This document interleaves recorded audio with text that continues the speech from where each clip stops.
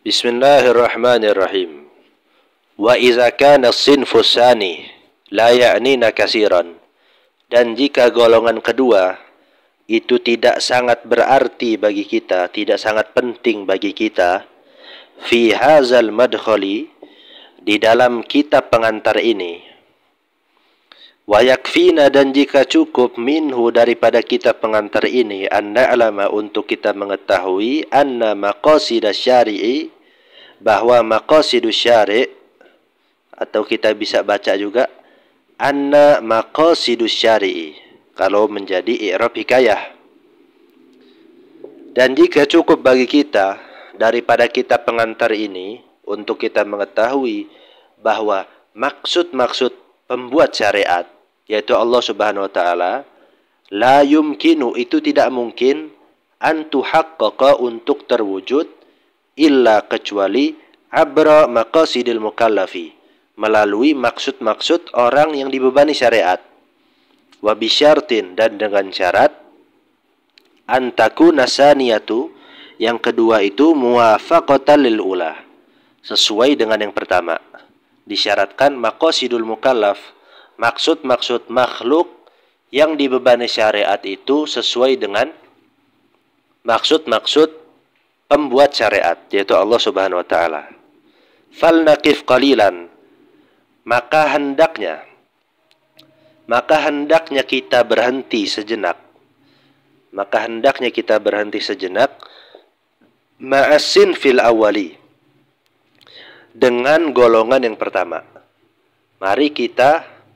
Maka hendaknya kita berhenti sejenak untuk membahas maqasid syari'. Itu maksudnya.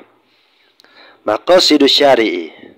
Ya, kenapa enggak sangat penting bagi kita di dalam kitab pengantar ini? Ya, karena maqasidul mukallaf itu kan, kita ini kan mukallaf, kita ini yang dibebani oleh syariat.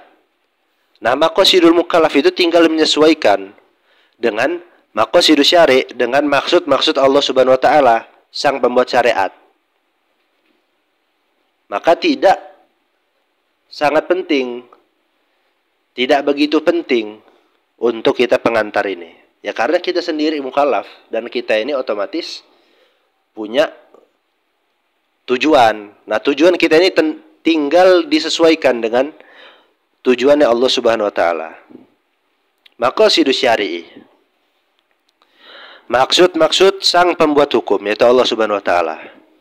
Bin nazari ila isti'malatil mutadawalati li'ibarati maqasid syari'i atau maqasid syari'i, dengan melihat terhadap penggunaan yang populer terhadap ungkapan atau terhadap ibarat, atau bisa juga terhadap istilah maqasid syari', atau fi halatil ifradi maqsid syari'i wa maqsud syari'i, atau dalam keadaan mufradnya maqsidus syari'. Ini enggak cuma maqsid, bisa dibaca maqsad.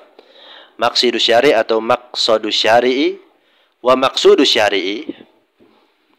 Yumkinut tamyizu, maka bisa membedakan, maka bisa untuk dipisah atau dibedakan, baina mustawayaini lihazihil maqasidi, antara dua tingkatan maqasid ini, antara dua tingkatan maqasidus syari' ini.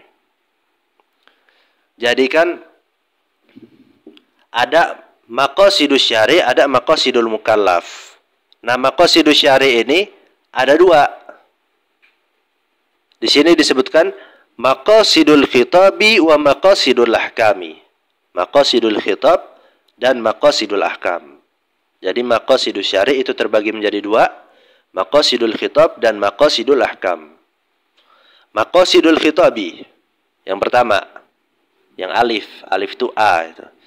Yang pertama maqasidul khitab, wa qad yu'abbaru anha, dan terkadang maqasidul khitab itu diungkapkan tab'al lisyaqi, ini tergantung konteksnya, bimaksudin nasi, terkadang maqasidul khitab itu diungkapkan atau disebut dengan maksudun nas, atau maksudil ayati, atau maksudul ayah, maksud ayat, atau maksudil hadisi, atau maksud hadis. Wa yusta'malu hadzal istilahu khasatan, Dan istilah ini khususnya digunakan, yakni baik maqasidul khitab atau maqasidun nas atau maqasidul ayah atau maksudun nas atau maksudul ayah atau maksudul hadis, itu khususnya digunakan indama ketika yatawaradu 'ala nasi ma'nayani, datang pada sebuah nas syariat dua makna. Ketika nas syariat itu memiliki dua makna, yakunu ahaduhuma, yang salah satu daripada kedua makna itu ghaira maksudin, adalah bukan yang dimaksud, wal akharu wal maksudu, sedangkan makna yang satunya itu adalah yang dimaksud. Wa qad yakunul ma'na al-awwalu az-zahiru, dan terkadang makna yang pertama yang nampak, wa huwal mutabadiru, dan makna itu adalah yang bergegas ilal fahmi, menuju ke pemahaman, yang bergegas menuju pemahaman, walakin akan tetapi bimazidin minat ta'amuli, dengan menambah, dengan adanya tambahan daripada penelitian, wa tadabburi, dan perenungan, wabil ihtikami, dan dengan merujuk ilal qara'in tafsiriyati, terhadap indikasi-indikasi penafsiran, al musa'idati, yang membantu, yatabayyanu anna linnasi maksudan, ternyata teks syariat tersebut memiliki maksud, huwa ghairu ma yatabadaru ila zihni.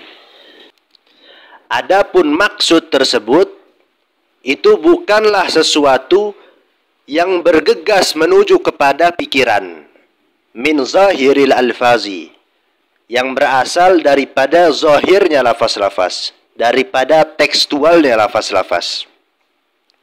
Fayuqalu hina izin, maka ketika itu dikatakan al-maqsudu kaza, maksudnya itu begini, au maqsudun nasi kaza, atau maksud teksnya itu begini.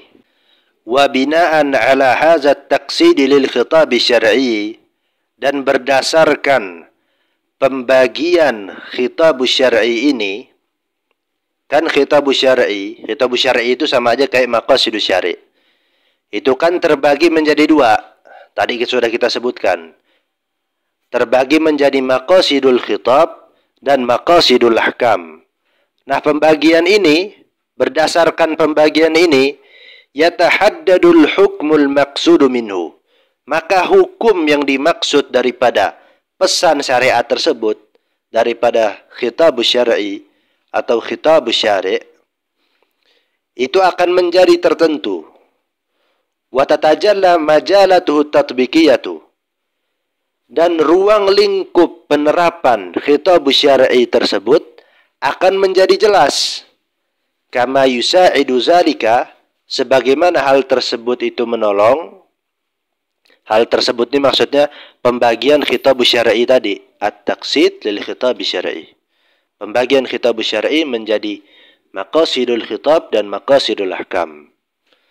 Sebagaimana hal ini juga membantu ala talammusil illati, untuk menyentuh illah. Talamus ini bisa menyentuh, bisa mencari, bisa menelusuri. Sebagaimana hal tersebut, pembagian al-khitab syar'i menjadi maqasidul khitab dan maqasidul ahkam. Hal ini dapat juga membantu untuk mengetahui illah allati bunya 'alaiha, yang mana khitab syar'i itu dibangun di atas illah tersebut. Wal hikmatil lati yarmi ilaiha, dan pembagian maqasidus syari' atau khitab syar'i, pesan syariat, menjadi maqasidul khitab dan maqasidul ahkam, itu akan membantu untuk mengetahui hikmah yang dituju oleh khitab syar'i itu. Jadi ada namanya illah, ada namanya hikmah. Kalau illah itu kan tadi disebutkan, pesan syariat itu dibangun di atas illah tersebut. Artinya ketika illah tersebut hilang, hukumnya roboh. Kalau ilahnya hilang, ya maka yang haram jadi nggak haram, yang wajib jadi nggak wajib, begitu. Ada namanya hikmah. Kalau hikmah ini dia nggak berpengaruh terhadap pesan syariat tersebut. Misalkan contohnya, untuk ilah, kita minum kopi. Kopi ini halal, tapi gara-gara kita maling, maka minum kopi ini jadi haram. Nah, ketika kita nggak maling, ilahnya ini hilang, sebabnya ini hilang, sebab keharamannya ini hilang, maka hukum haram minum kopi itu menjadi hilang juga, menjadi halal. Ada namanya hikmah. Kalau hikmah itu dia nggak berpengaruh terhadap tegaknya suatu hukum, apapun itu bentuk hukumnya. Mau itu sunnah, mau itu wajib, mau itu haram, dan sebagainya. Itu tetap tegap hukumnya. Contohnya babi. Nah, babi diharamkan. Dalam babi itu ada cacing pitanya. Nah, cacing pita ini menjadi hikmah keharaman daripada babi. Begitu. Jadi walaupun cacing pita yang di babi ini bisa dihilangkan dengan kadar kepanasan berapa derajat Celcius misalkan, ya babi itu tetap haram. Nah, itu namanya hikmah. Ada illah, ada hikmah. Kalau illah ini dia berpengaruh terhadap tegaknya suatu hukum. Kalau hikmah ini dia tidak berpengaruh terhadap tegaknya suatu hukum. Wa mimma yajduru tanbihu alaihi, dan di antara sesuatu yang layak untuk diperhatikan fi hadza siyaqi, di dalam konteks ini, anna tafsira nususi syar'iyyati, yaitu sesungguhnya pentafsiran terhadap nas-nas syariat, yatajazabuhu adatan ittijahani, biasanya akan saling tarik-menarik dua sudut pandang terhadap penafsiran teks-teks syariat tersebut. Ittijahun, ada satu sudut pandang nih, yaqifu inda alfazi nususi wa harfiyatiha, itu berhenti pada lafaz-lafaz teks-teks dan keharfiahan teks-teks syariat tersebut, muktafian bima yu'tihi zahiruha, dalam hal keadaan berkecukupan terhadap sesuatu yang diberikan oleh kezohiran daripada teks-teks syariat tersebut. Jadi ada satu sudut pandang yang cara pandangnya itu tekstual. Wattijahun, dan satu sudut pandang, nah ini yang kontekstual ini. Yataharra maqasidal khitabi, itu mencari atau meneliti maksud-maksud pesan daripada teks-teks syariat, wa maramiyahu, dan tujuan-tujuan daripada pesan teks-teks syariat.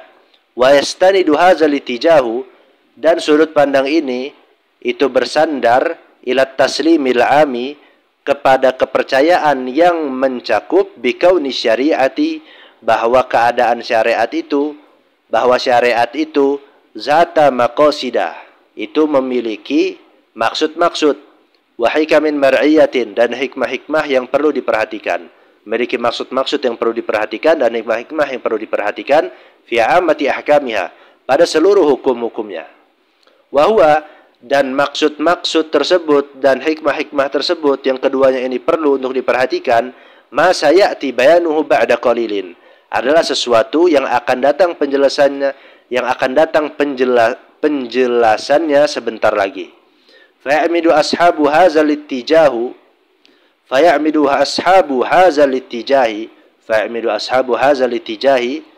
maka atau lalu kelompok yang mengikuti sudut pandang ini itu berpedoman atau berpatokan atau bersandar indan nazari, ketika meneliti fi ayyi nasin syar'iyyin, ketika meneliti teks syariat apapun, bersandar kepada apa? Berpedoman kepada apa? Ila istihdari tilkal maqasidi wal hikami, kepada penghadiran maksud-maksud dan hikmah-hikmah nas-nas syariat tersebut. Wa akhziha, dan mengambil nas-nas syariat tersebut bi'ainil i'tibari, dengan perhatian yang mendalam, fi tahdidi ma'naha, di dalam menentukan makna-makna nas-nas syariat tersebut, al-maqsudi, yakni yang dimaksud. Jadi ada dua sudut pandang. Ada satu sudut pandang di dalam mentafsirkan Al-Quran itu secara tekstual, ada satu sudut pandang yang mentafsirkan teks-teks syariat itu secara kontekstual. Yang secara kontekstual ini dia akan mencari apa maksud-maksud serta hikmah-hikmah di balik teks-teks syariat tersebut.